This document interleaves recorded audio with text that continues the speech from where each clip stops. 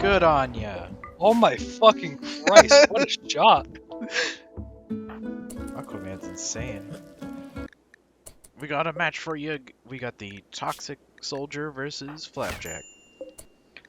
The first strike, his entire leg is completely sliced off, and he managed to bruise the other guy's leg.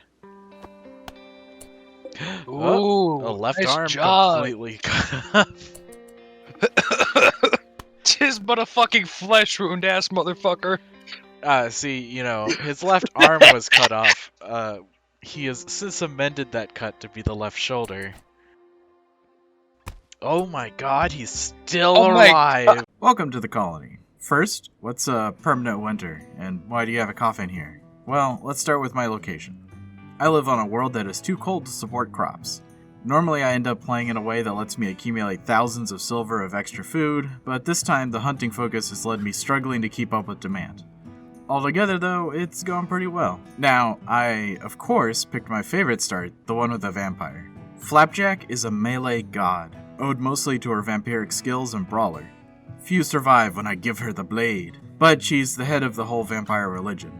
I started fluid ideology because I like to build into Raider if I start vampire, and so far we're here. Blood feeding was the starting meme, and then we added Prothesizer and then Collectivist on the later one. I'll eventually get Raider, but I need to secure a second vampire before then.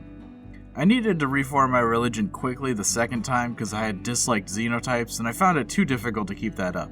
I've moved away from strong bigotry that I normally play as, and mostly because the vampires need as much help as they can get. Blood doesn't come free, I've found. I forgot to record my Ancient Danger Monday, so imagine that I had every one of my range colonists in this ribcage formation, and 2 of my melee people and a wolf holding down the hallway. It was 3 mechanoids, and after we popped the crates, ended up getting 3 great prisoners. Well, sort of great. Masuji is an okay violent combatant, and Mativ is going to be our conversational therapist so we can become a monoculture. Unfortunately, the other prisoner died in an escape attempt, and I only learned that you should probably put the sword down and just punch people with a level 20 melee person instead of, Anyway, here's a fun design choice. The colony shares air with the geothermal generator. I know sometimes people build around vents for the temperature, but it gets really hot.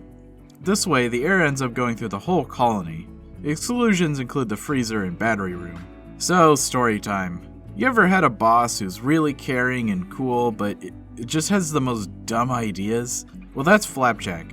I swear, even though you get a plus 25% buff for them being present at events, I usually schedule her death rest so she can't attend. And they're typically unforgettable. It's really sad to leave her out of events, but she always messes them up. She's like Michael from The Office. Pete is my most hated colonist. Before he was the melee master of his religion, he went on a raid with us and caused the next vampire I was going to embrace to die.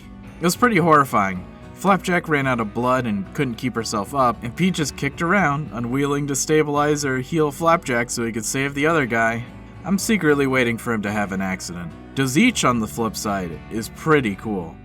If he's resting in a medical bed and you climb into one beside him, he'll get out of his bed to treat you. Honestly, a stand-up guy. His religion almost matches mine, eventually, but we need to get him on the same page. Oh yeah, his origin story is really funny. One of the characters was pregnant at the beginning of the game, and I didn't have a doctor who could save the baby, really. But then a slaver came and was selling Dozich as a colonist, so of course I, picked him up, bought him, and he helped deliver the baby nice and healthily. Prissy joined us as a child. A few refugees visited and we hosted them, and I didn't have the resources to trap them and use them as blood bags, so off they went. Prissy has developed over time into a capable colonist. She even uses a light machine gun. Braz, the intellectual/shooting guy. We got a monosword and a sniper rifle from a faction that accidentally let a llama die in our territory. Since then, Braz has been consistently putting in work with the rifle. Frankly, I think we should give him something better, but so far I enjoy how dangerous with the rifle he is. And that's my colony. There's more to get done, but between this and the hunt for all the guild card titles in Monster Hunter Rise, this is where I've been. Thank you for watching, and I hope to see you next time.